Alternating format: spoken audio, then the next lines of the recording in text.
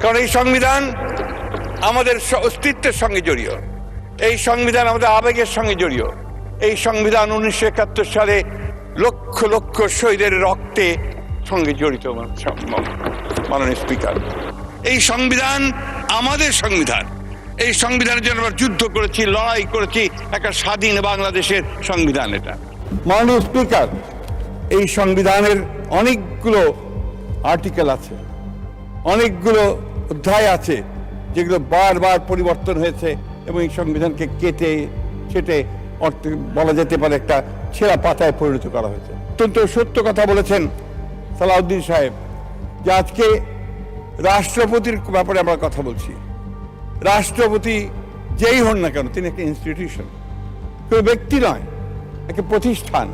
সেই প্রতিষ্ঠানকেই আমরা রক্ষা করেছি আমাদের প্রয়োজনে। কারণ 5ই আগস্টের পরে যদি এই রাষ্ট্রপতি না থাকতেন তাহলে এই রাষ্ট্রে একটা অরাজকতা, একটা নৈরাজ্য সৃষ্টি হতো, যে নৈরাজ্যের জন্য হয়তো আমরা সেই দেশকে সেই সময়ে আমাদের জাতিকে আমরা রক্ষা করতে পারতাম কিনা সেটা সন্দেহ আছে মাননীয় স্পিকার।